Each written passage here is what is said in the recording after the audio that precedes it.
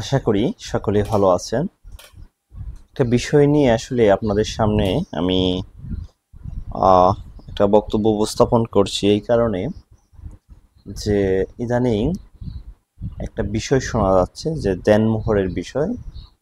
ইউনূস সরকার এসে নতুন আইন করেছে, যে আইনটা হলো মেয়ে যদি ছেলেকে অর্থাৎ তার হাজবেন্ডকে তালাক প্রদান করে তাহলে আহ, মেয়ে ছেলেকে উল্টো টাকা দিতে হবে, যেটা আমরা দেনমোহর বলে থাকি।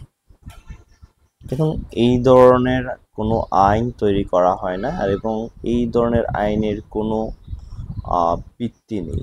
কারণ মুসলিম শরিয়া আইন অনুযায়ী, যেটা মোহামেডান ল, সেই অনুযায়ী রাষ্ট্রীয় আইন করা হয়েছে, যেটা মুসলিম ফ্যামিলি ল যেটা আছে সেটাতে আপনার ব্যবহার করা হয়ে থাকে। তো মুসলিম ফ্যামিলি ল অনুযায়ী সেখানে দেনমোহরের টাকা স্ত্রী স্বামীকে দিবে না, স্বামী স্ত্রীকে দিতে আইনত বাধ্য। দেখেন, দেনমোহর শব্দটা হলো, এটা একটা আরবি শব্দ মাহর, বাংলায় মহারানা অর্থাৎ দেনমোহর।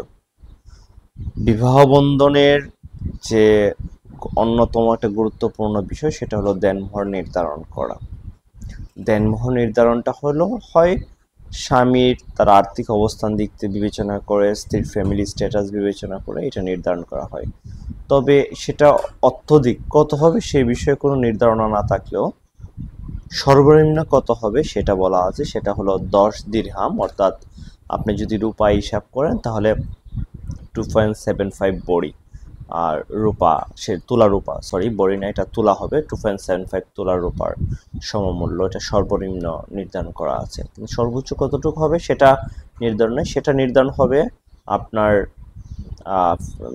মেয়ের পারিবারিক স্ট্যাটাস এবং ছেলের যে স্ট্যাটাস আছে, তার আর্থিক অবস্থা, সেটা দেখে নির্ধারণ করা হবে।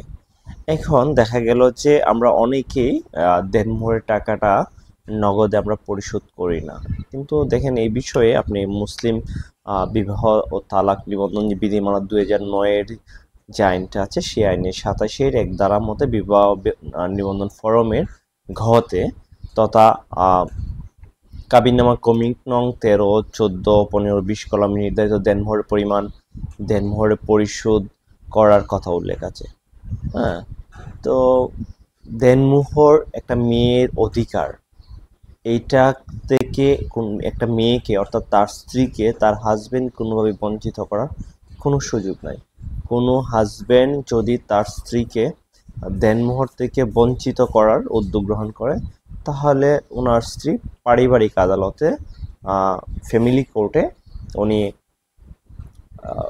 তার দেনমোহর আদায়ের জন্য মামলা দায়ের করতে হবে, এবং তাকে স্বামী বাধ্য যে তার স্ত্রীকে দেনমোহর, কারণ এটা হক থেকে কখনো বঞ্চিত করা যাবে না।